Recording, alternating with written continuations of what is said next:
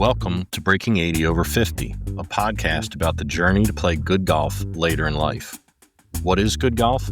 Well, it's all relative, but for me, what once seemed to be an unattainable goal is now in sight. After breaking 100 for the first time at 55, then finding my way into the 80s a year later, I now have my sights set on what once seemed impossible, around in the 70s. With my best days as an athlete behind me, I have to leverage the things that I do have. A little more free time, a little more disposable income, and hopefully a lot more patience. Thanks for listening. I appreciate you being here. On this episode, I have an admission to make, and that admission is that I have a problem. I have an addiction.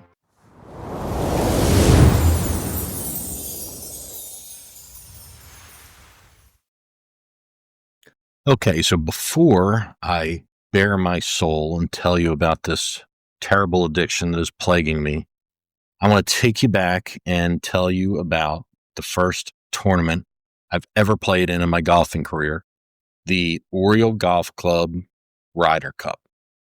Here we go.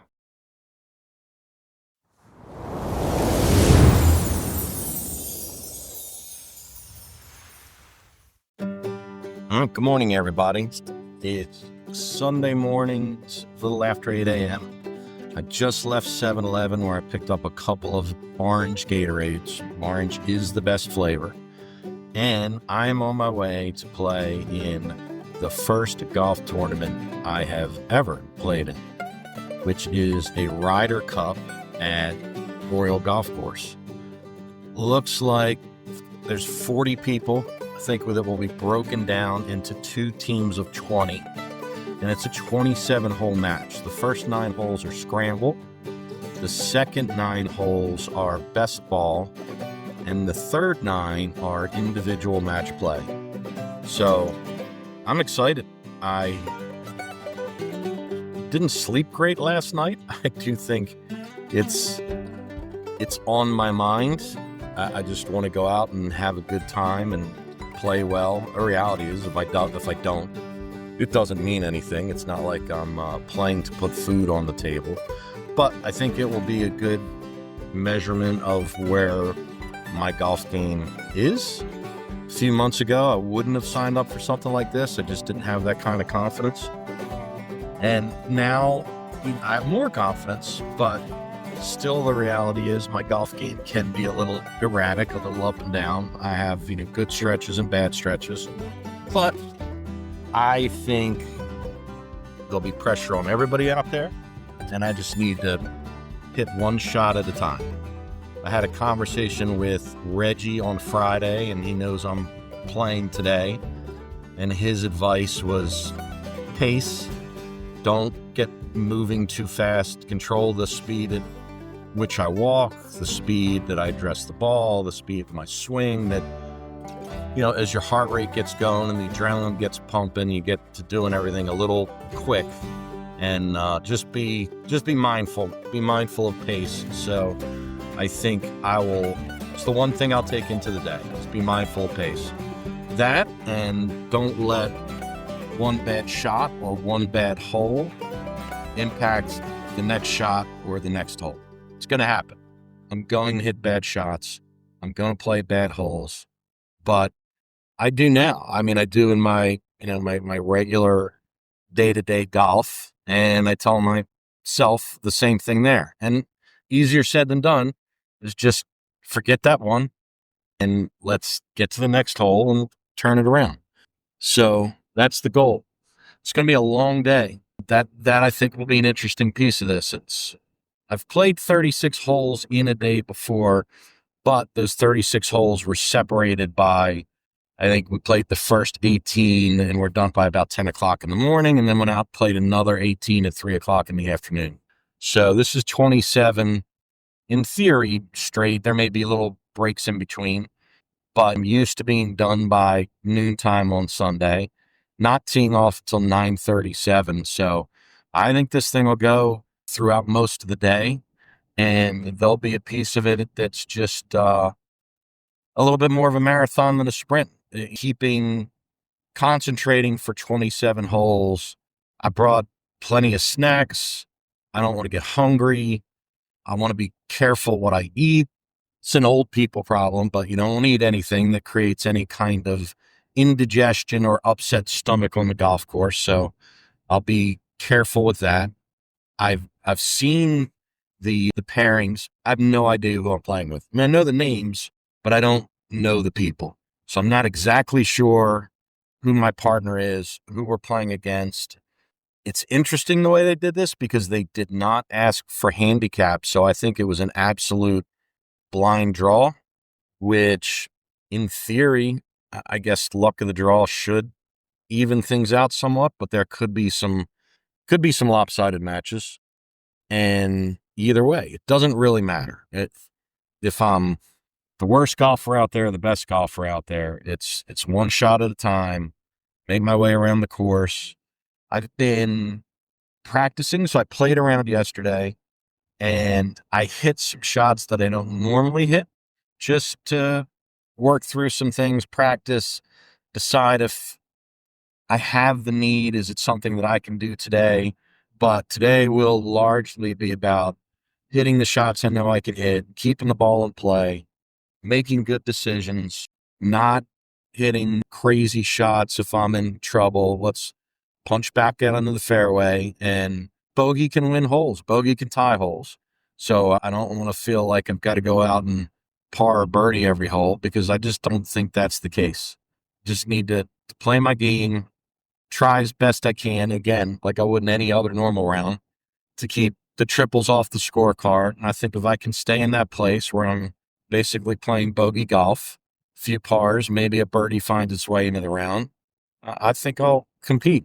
So that's it. It's 71 degrees right now.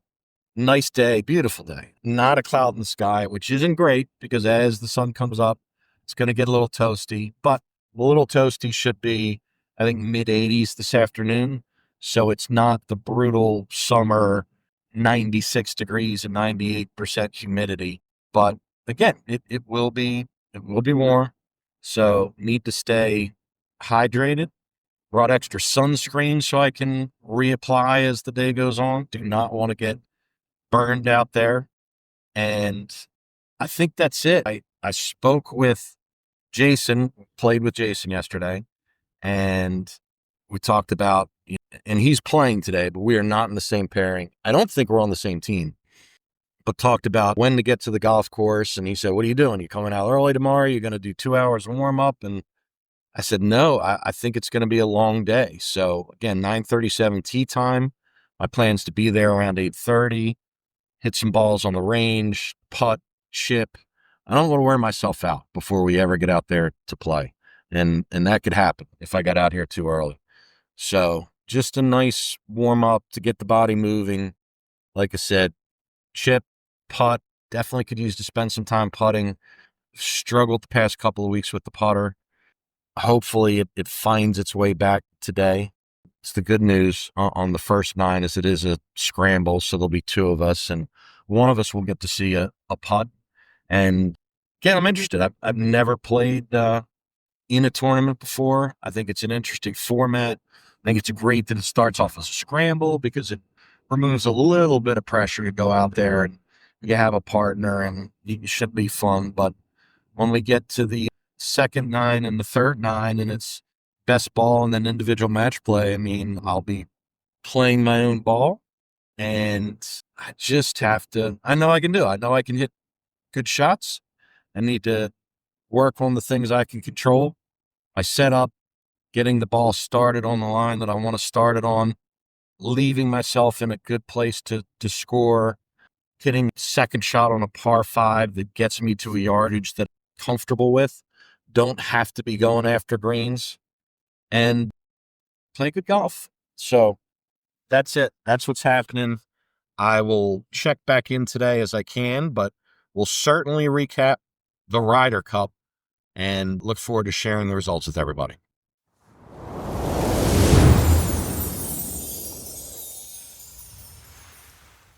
I arrived at the course as planned about an hour ahead of schedule. went to the clubhouse to check in and learned that the teams were broken into the white team and the black team. The white team was given white Oriole Golf Club hats and the black team black Oriole Golf Club hats. I was lucky enough to be on the white team, and I was happy about that because it was a warm, sunny, not a cloud in the sky day, and I really did not want to be wearing a black hat out there. I think it would have worn me out. So was excited to have the white hat. Made my way to the range, hit some balls, and I hit the ball okay, which isn't a bad thing on the range. Sometimes if you kill it on the range, it doesn't bode well for the golf course. Sometimes when you hit it poorly, it all comes together on the course. But went through my clubs, hit wedges, chipped, pitched, all the way up through the irons, a few hybrids, 3-wood, hit driver, and felt like I had a pretty good warm-up. Moved over to the putting green, hit some putts, which had been, over the last couple of weeks, I think a bit of a challenge, my putting, struggling with speed, so I really wanted to spend some time on the green. Felt okay about that, then went to the chipping green, hit a few chips, and made my way to the cart. The carts were lined up, had the team's names on the cart. So my cart had my name and my partner Kenny's name on it. And immediately behind our cart was the bad guys' cart, the guys in the black hats, Brian and Carlos. Each cart had a scorecard and each had a set of rules for the day. And the rules read as follows. On an 8.5 by 11 sheet of paper attached to each card, it said, "Golf shop will assign your tees." When we looked at the scorecard, it said that everyone in our group would be playing from the white tees. Then the format was match 1 was holes 1 through 9, and it was a partner scramble. Partners drive. Partners each play from the selected drive within 1 club length of the chosen ball. This procedure is followed until the balls hold. The team with the lowest scramble score wins the hole. If both teams' scramble scores are tied, the hole is halved. Play all scramble shots within 1 club length of the original ball. Then there's a break and rules for the second match. Match 2, which would be holes 10 through 18, was better ball of partners. Each partner plays his own ball to complete the hole. The team with the lowest better ball score wins the hole. If both teams' better ball score is tied, the hole is halved. And then specifically it said, play the ball down. Finally, match 3, which was back on holes 1 through 9, was individual match play. The player with the lowest score wins the hole. Should the opponent's score be tied, the hole is halved. Play the ball down. All matches must complete all 9 holes in all 3 matches. And then the score. 1 point for win of a hole, a half a point for tie of a hole, 1 point for win of the match, and a half point for the tie of the match. 10 points total for each 9-hole match. So no real surprises there. I knew what the format was going to look like, but it was good to see on paper and just be sure of what the day was going to look like. So as we made our way to the first tee and made our introductions, it quickly became apparent that I was the outlier of the group. Don't get me wrong. I enjoyed playing with Kenny, Brian, and Carlos. While it was a competition, we all got along. It was a long day, but I enjoyed playing with the group. When I say I was the outlier, what I mean is that they all knew each other and all regularly played in competitions. There's some sort of game daily at the course, and the 3 of them were regulars. 2 of the 3 own their own companies and were able to get out regularly and play on weekdays. I'm not sure about the 4th, but he was a regular to the daily games as well. And it supported my hypothesis that to play better golf, you need to play a lot. Well, my 2 rounds a week is a huge leap forward. These guys are playing 4 or 5 times a week. That's another level. Handicaps were not shared. This was a blind draw, which I found interesting, but I would guess that the other golfers were high single digits as compared to my 17. But everyone was feeling the pressure, and interestingly enough, there were no volunteers to hit the first tee shot on the par 5, so I said, I'll go. As I walked to the tee, I thought about what Reggie and I had discussed today earlier, pace. I took a practice swing, reminded myself not to try to kill the ball, Took a deep breath and hit my tee shot right down the middle of the fairway, about 240 yards. Not sure how the day would have gone if that first shot had gone differently, but hitting a good drive on the first hole of the day settled me. It made me feel like I could compete. It also didn't hurt that the next 3 tee shots were all over the place. With my ball in the middle of the fairway, my teammates swung hard and hit a long ball, but out of bounds left. Our opponents were wild as well. One went OB right, and the final shot we believed was out of bounds left. I say believed because the ball had hit a tree and stayed just in bounds. Not in a great spot, but with the scramble rules allowing a club length, they were fine. We, Kenny and I, were still in the better position. I hit the second shot and did what I normally do on this hole.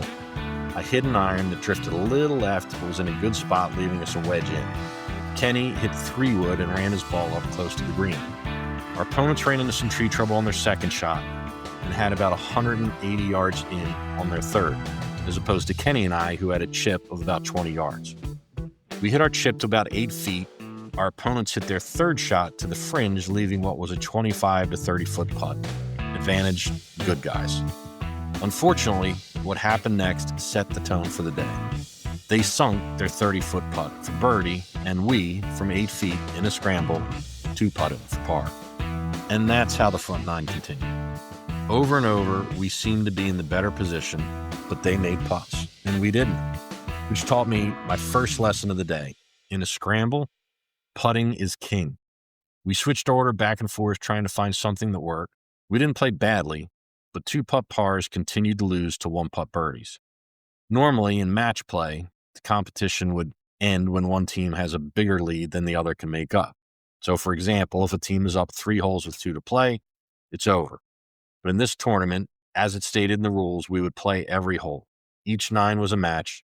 If the winning team was up 2 at the end of 9, they received 2 points plus another point for winning the 9-hole match. So we lost the first 9-hole segment by 3, which meant that our opponents had scored 4 points for the black team. Not a great result, but we didn't feel like we were out of it. We just had to start making some putts. The second segment would be best ball, played on the back 9. This changed things a bit. Now, I would be playing my own ball all the way through, but I still felt good. I'd been hitting the ball well in the front. I was locked in with driver and continued to remind myself, pace. Take your time, swing smooth and easy. Don't try and kill the ball. And it worked. Unfortunately, we just didn't make putts. The trend from the front 9 continued. It seemed like one of us was regularly 8 to 10 feet out for birdie. Our opponents inevitably had a 25-foot slider for birdie, and over, they made unbelievable putts while we made pars.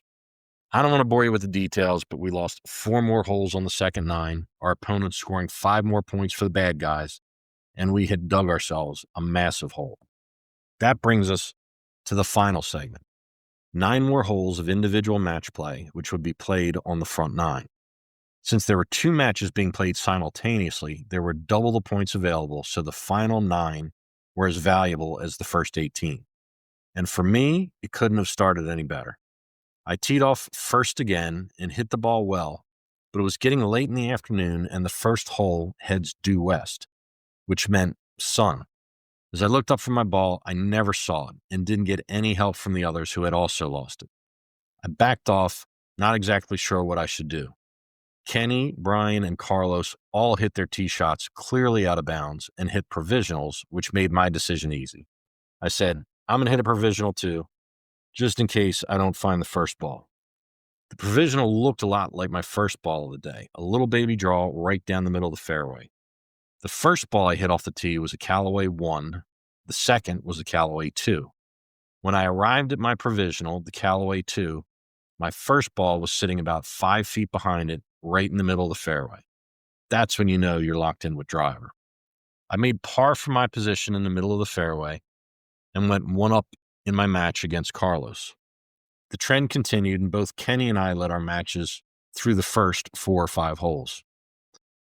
After a little back and forth, I felt real pressure for the first time on the 5th hole of the individual match play. I teed off, and as I had all day, put the ball dead center in the fairway, exactly 100 yards out from the hole. Carlos hit his drive left. On the left-hand side of the fairway, there are trees, and to the left of the trees, water. I was sure he had found the water, but as I pulled up to my ball and waited while Brian and Carlos scoured the trees, they found his ball, but he was in a terrible spot. He had no way to punch out into the fairway, and moving the ball forward toward the green was dangerous as there were more trees in the way. His second shot hit a tree and ricocheted into the water. From there, he dropped, so now he was hitting his fourth shot, which still from a difficult position did not make it to the green. So he would be hitting his fifth to try to get to the green, and I was preparing to hit my second from 100 yards out in the fairway. It's a strange thing, but standing over that second shot, I felt pressure. I don't love the 100-yard shot. For me, it's between two clubs, one going 85, the other going 110. So I started mulling over the possibilities and couldn't help but think, all I have to do is make bogey here and I win the hole. I decided to go with the 110 club and take a little off. For the first time that day, I hit more turf than ball and only advanced the ball about 30 yards. Now my nerves were really running wild. On my next shot, I hit it thin with an open club face and again left the ball short and right of the green. Now all of a sudden, I'm still 10 yards off the green, hitting 4. I hit a shaky chip, leaving a 25-foot putt. I pulled my nerves together, 2-putted and made 6, winning the hole against a 7 for Carlos. We pushed the 6th hole and I entered the 7th, 2 up with 3 to play. I missed the green right on the 7th, which is a 160-yard par 3. Chipped on and 2-putted for bogey. Carlos hit the green and 2-putted for par. I was 1 up with 2 to play. Both Carlos and I hit good drives on the par 4/8. I hit the better approach shot, hitting the green and leaving about 15 feet for birdie. Carlos left his ball right and had about 20 feet from the fringe.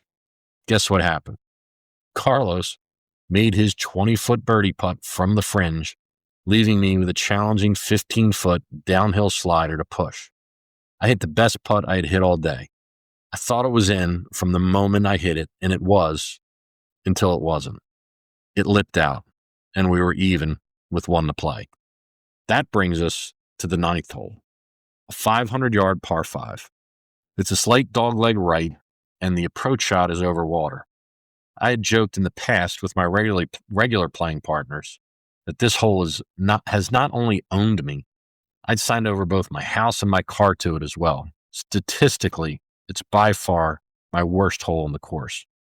And after a career day of driving the golf ball, I hit my first bad drive of the day. A ball off the toe, short and right into the rough. Inbounds, but in a terrible spot. Pressure. Kenny's round had gone much the same way. He had led early, but Brian found his way back and was leading going into the final hole of their match. As we stopped the cart by my ball, he said, "We've got to pull out some magic here. We've got to win one of these." Now, I'm an adult. I make my own decisions, and all day long, I made the right calls. No hero shots, pace, keep the ball in play. But with things crumbling around me, I pulled from my bag my 4 hybrid. It's a club that I have nicknamed the Unhittable. Maybe someone can hit it, but I can't. I've been working on it and getting better, but out of the rough on a side hill lie with my feet below the ball, this was a terrible decision, and I got a terrible result. I nearly missed the ball, topping it forward about 10 yards. I put the Unhittable back in the bag and took out my 6-iron, a club I feel very comfortable with. Still in deep rough, though, the club face open and I hit the ball right into more tree trouble. Carlos was in the middle of the fairway, still waiting to hit his second shot.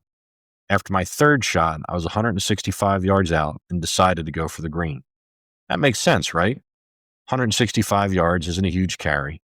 The problem was, I still had a bad lie.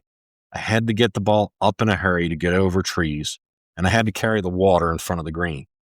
My lead gone and my confidence evaporating, I hit the shot, which promptly hit a tree and came straight back down. On my 5th shot, I had no choice but to chip back into the middle of the fairway, something I should have done 3 shots ago. Carlos, in the meantime, must have been feeling the way I had felt a few holes ago. All I have to do is make bogey. He hit his second shot fat, didn't advance it very far, and had to hit a third to lay up in front of the water. He put his fourth shot in the water and was now dropping 5 and hitting 6. He hit his 6th onto the green above the hole and would have a tricky downhill putt to make 7. So now I was hitting 6 from about 100 yards. I hit my 6th shot hard, but bladed it directly into the middle of the water, or so I thought. This was another hole facing due west into the sun, and while I didn't see what happened, the others started shouting in disbelief. Holy what the? I've never seen anything like that before. My shot had skimmed off the water and jumped up onto the green, which is elevated about 6 feet above the water. The ball stopped on the green, pin high, 12 feet from the hole. So now, miraculously, we were both putting for 7 and the mat. If you've stuck with me this far, you won't be surprised by the result. Carlos, who was away, putted first and made a very difficult downhill putt for his 7.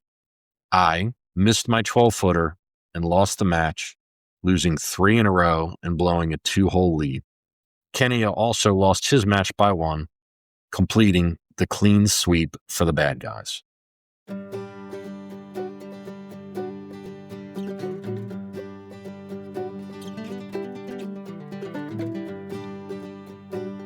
We shook hands on the green and made our way into the clubhouse for a post-Ryder Cup dinner. Jason, who had finished a few groups ahead, was waiting for me as I walked off the green and we talked about our day. He had been on the black team and his day went a lot like mine. He had a good time, but his opponents had won all 3 segments as well. When the final few groups had finished up, dinner was served. We ate, had a few drinks, and shared stories about our day as the final scores were calculated. In the end, the white team came out on top by a pretty large margin. All the members of the white team got back $80 of their $120 investment. So I played 27 holes of golf, ate lunch and dinner, got a nice new white hat, made some new friends, and thoroughly enjoyed my first tournament experience for a grand total of $40. That's a pretty good deal. And even if I had not gotten money back, it wouldn't have mattered. I had a great time, and I can't wait to do it again next year.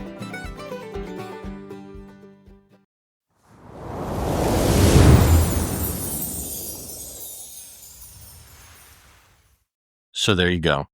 That's the story of my first ever tournament play, the Ryder Cup. And while ultimately I was on the winning team, my twosome, my group, did not fare quite so well throughout the day. But as I said before, I had a great time, would do it again in a heartbeat, and feel pretty good about the way I played. The one thing I didn't even realize until it was over is that I played 1 golf ball for 27 holes. And in tournament play, I think that's really important. I kept the ball in play, didn't hit any shots out of bounds. I took a shot at putting it in the drink on the final hole of the day, but the golf gods intervened, skipped off the water, gave me a putt to tie, which, as it had all day long, didn't go my way. But again, truly enjoyed myself. If you get an opportunity to play in something like that, I strongly suggest you do. It's a great way to learn about your game. And I think it's a different level of focus than just going out and playing around with your friends. So now that we've talked about the Ryder Cup, let's move forward and talk about my addiction.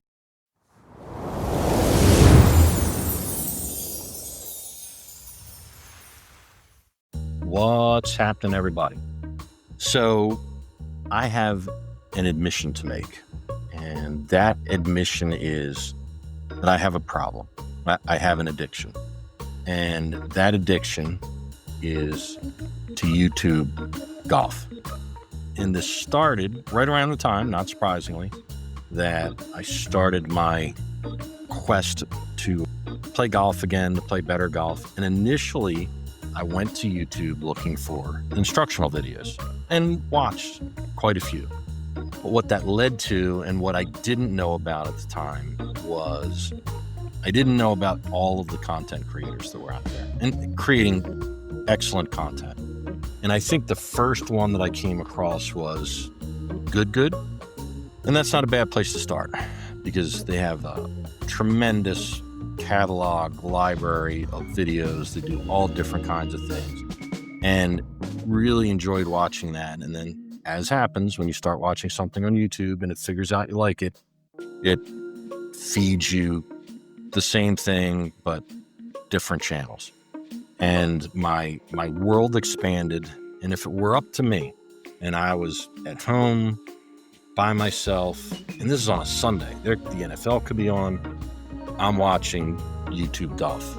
And I think this may be a hot take, that YouTube golf is a bigger threat to the PGA Tour than live golf.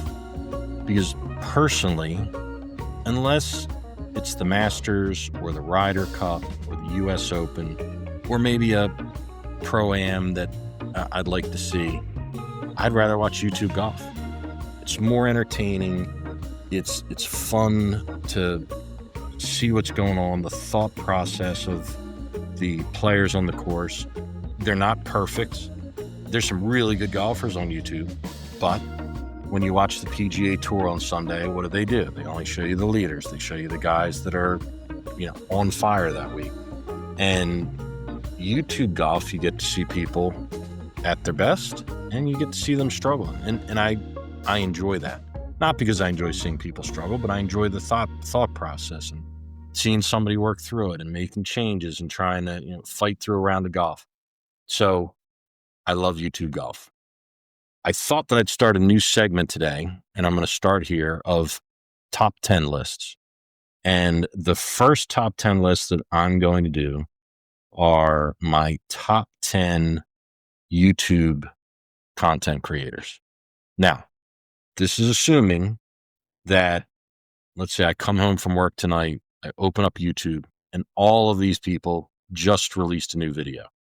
And none of them are in a video together, because that happens a lot. There's a ton of cross promotion. And if you put a couple of these channels together, that's where I'm going. That's what I want to see. So the assumption is just their channel. I'm also assuming that they don't have some wild guest on, that Bob Does Sports raised Elvis Presley from the dead and he's out there playing golf with the guys, because tuning into that 100%. So as best I can, creating a level playing field and talking about which channels I like the best. And I would love to hear your thoughts. Agree, disagree, tell me I'm crazy. What am I missing? Here's my top 10 channels, top 10 go-tos that I like to watch on a regular basis. Number 1, Bryan Brothers Golf. And this one's interesting because I came to them a little later. It took me a while to find Bryan Brothers Golf, but I really enjoy George and Wesley. For me, I think they're the right mix of being out there, having a good time, having fun, but also competing. These guys can play golf, and whether they're on their channel, at their home course, or on someone else's channel, they're truly out there to compete. They're truly out there to win. And I love the dynamic of Wes certainly being a little cocky, George being more humble, but George is such a great ball striker. It's just something I enjoy watching. I enjoy watching the two of those guys together. If they've released a new video, that's number 1 on the list for me. Number 2 is, I think, the hottest property in YouTube golf, which is Grant Horvat. And I'd say the same thing here. Grant is not as good a golfer as George and Wes, but he is a really good golfer. He's a great content creator, great with guests. And that's something I did mention about George and Wes. I think the same thing. I think put a guest in the cart with these guys, and the conversations are really interesting. They do a great job with their guests. And I think that Grant does the same thing. Tremendously likable. Truly, maybe someday I'll do one about special events and things that these guys do. But when George and Wesley are together with Grant and they're doing Major Cut, that's my favorite of all. Can't miss. Love to see the three of those guys out on the course playing a really tough course and seeing if they would make the cut in the U.S. Open or whatever that may be. So number 2, Grant Horvath. Number 3, Bob Does Sports. So for a while, these guys, I would say, were number 1 for me. I loved, consumed, ate up anything that Bob Does Sports put out. And I think, again, when they work with somebody else, Bob and Grant now have a thing called Breaking Bob, and it's awesome. I think it's it's a great idea. It's great content. But again, I'm going back to it would just be the 3 of them. Bob, FP, Joey, maybe they have a guest. They're number 3 on the list for me. They're not the golfers. FP is a really good golfer, but they're not the golfers that Grant is or that the Bryan brothers are. And I think from my standpoint, Bob, I can relate to. He's in the same place as I am, I think. He's a better golfer. Bob would beat me on the golf course, especially lately. He's been playing good golf. But I think he wants to play well. I think he's grinding hard. He's working hard. His game's getting better. But he's learning. He's learning along the way and creating great content. And I've enjoyed watching his journey. And these guys are good with guests. I think when they have a professional golfer on, it's always very enjoyable. Sometimes they're a little over the top. I don't enjoy as much anymore the go out, get drunk, get shellacked on the course, or eat so many donuts that they're throwing up in the bushes. I know I'm not their target demographic. I think they're doing really well with the younger crowd. I like these guys. And again, number 3 is pretty good on the list. But that's where I'm at. That's where I'm at with Bob Does Sports. Number 4 is Brad Dahlke.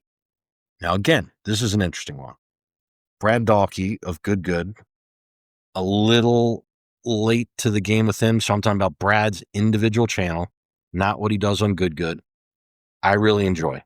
And I think he's a lot more like the Bryan brothers or Grant Horvath than he is, say, the rest of the good guys. He's a great golfer. Truly fun to watch. Love to see Brad on fire hitting the ball. And I just like him. I think he's a likable guy on the course. He's got a good sense of humor. He doesn't appear to take himself too seriously, but that guy is out there to compete. He's out there to win. And we saw it in the Internet Invitational. He was something else. And I don't know if that was his moment, if he was introduced to the world in that moment, but Brad is a really good golfer. I enjoy his channel, enjoy seeing what he's doing. And that's one that when he puts a new video out there, I'm going to watch it. Number 5, and I think this is one that people may protest, but it's closely related to number 4, is Sean Walsh. So Sean, another, we'll call him newer member of Good, and Sean and Brad create a lot together. And I think they're really good together.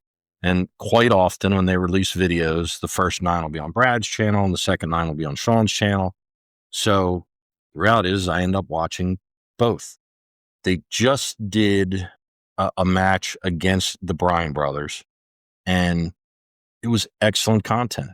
I think they're very similar. Brad and Sean, again, they genuinely, I think, like each other. They're having a good time out there on the course, but they are competitors. They are a lot like the Bryan brothers.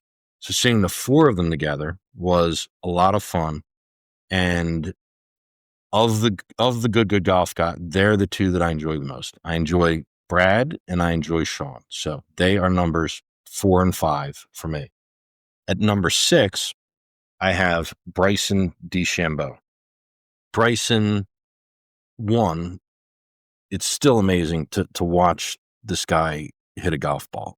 It's different than the way most people hit a golf ball. I think he's creating great content, whether it's the breaking 50s are a lot of fun, the shorts that he's done where he's hitting golf balls over his house, or he's trying to hit a ball into a shot glass and give away a car.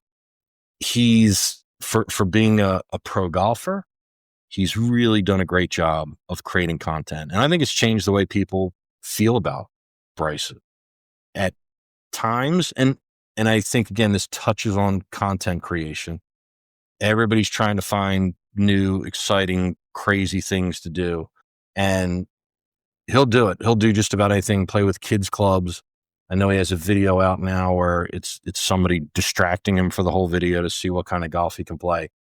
At times he can be a little much for me, but he gets great guests, and quite often that's what I'll base where if there's a couple of videos released at the same time, where Bryson falls in that is who's his guest. But great golfer, excellent content creator, and watch his channel regularly. Number 7 is Good. And like I said in the beginning, I think that was my first introduction into golf content creation. They do an excellent job of mixing up different skill levels, creating wild games to make things close, bringing in guests, and there is a ton of content. I think that, again, at times, and I'm not their demographic, they can wear me out a little bit.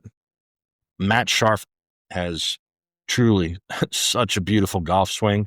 He's got a lot of energy and at times is a little much for me, but I enjoy those guys. I enjoy the content creation. There's a lot to watch there. And again, individually, they each have channels that I'll watch sometimes, but when Good puts on an event, they know how to do it. If they have a major, they do a great job with it. I did really enjoy, I don't know if they're doing it anymore, but they had a competition where there were 2 teams. The winning team would get, I think it was $15,000 to spend in the next city, and the losing team got $100. So they would follow how they spent the money and how they lived. And obviously the one team would be in a terrible hotel room and eating fast food, and the other team's renting Ferraris and Lamborghinis. And again, ultimately it comes down to the golf, but I think they do a really good job of doing things off of the golf course that are fun to watch too. So at number 7 is Good Golf. Number 8 is Josh Kelly Golf. And this is a much smaller channel than a lot of the others that I've talked about, but I enjoy Josh Kelly. And I think he is like some of the other people we talked about. Good golfer, has fun out on the course, plays with Chazzy a lot. And if you watch the Internet Invitational and you hadn't seen Chazzy before, he is quite the competitor. And he also does these things where he plays people for a Rolex. And I think that's a fun idea. And it creates a different level of competition. Obviously, both guys want to win that watch. And I enjoy it. I think Josh Kelly's doing a good job creating content. Enjoy watching his channel, enjoy the Rolex challenges. And that's something I'm going to watch when he puts out a new video. Number 9 is The Lads, is the Jason Day channel. And Jason, again, just a really likable guy, loves the golf course at his house. And they do things where people come out and try and break the record at his home golf course. But he's fun to watch. I think he has some good educational videos, good teaching videos. And it's a group of guys that they like each other. They have a good time. They play good golf. And I think that's what a lot of these channels have in common to me. And then last but not least, number 10 on my list is Peter Finch Golf. And again, he meets that same criteria. Very likable guy, good communicator, enjoy the conversations he has with guests and people on his channel, but he's out there to win. No matter who the guest is, he's playing golf and he's out there to win. And I enjoy that. I enjoy seeing people go out there and compete, but I also enjoy seeing them have a good time on the golf course.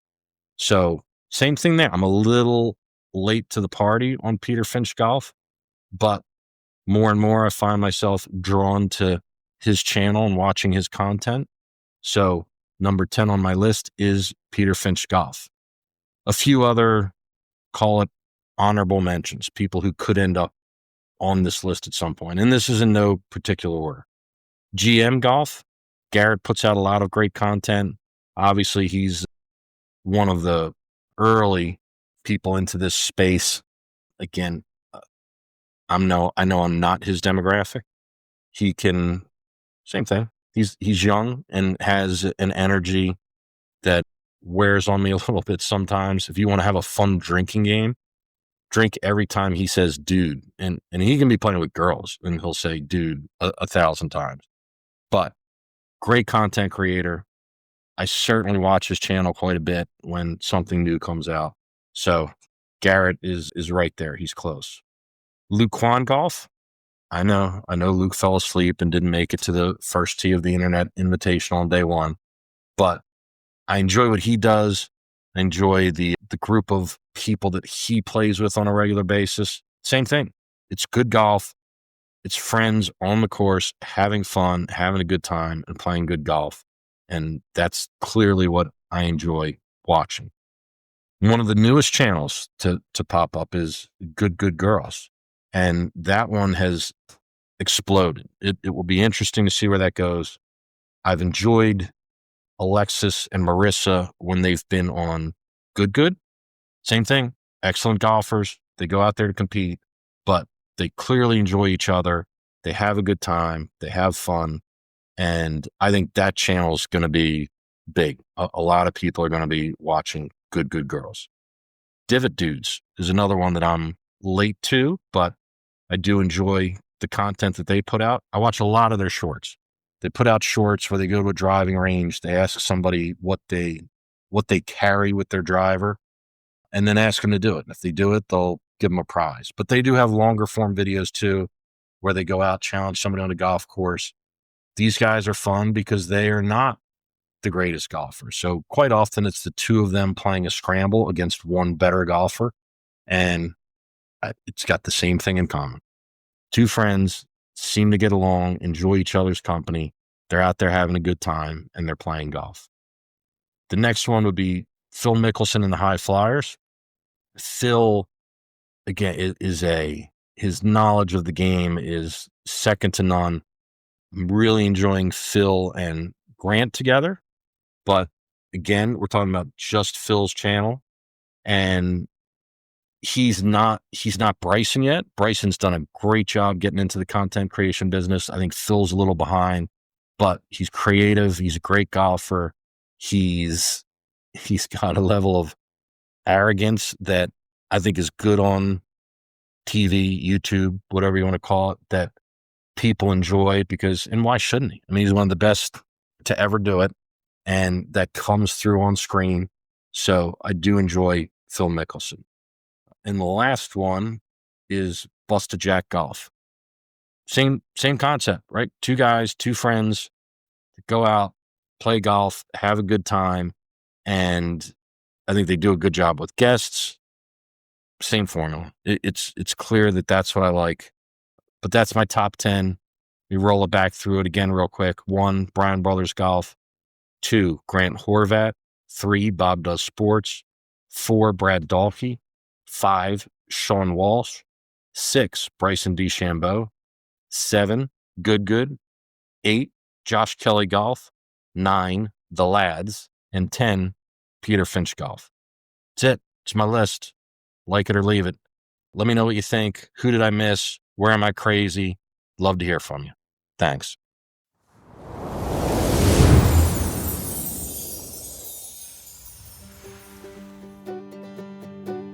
Thank you for listening to this episode of Breaking 80 Over 50. I promise I will be on a never-ending quest to find ways to create a better podcast each and every week. If you like this episode just a little, please comment, like, and subscribe. And I'd love to hear from you, so please send me an email at breaking80over50@gmail.com.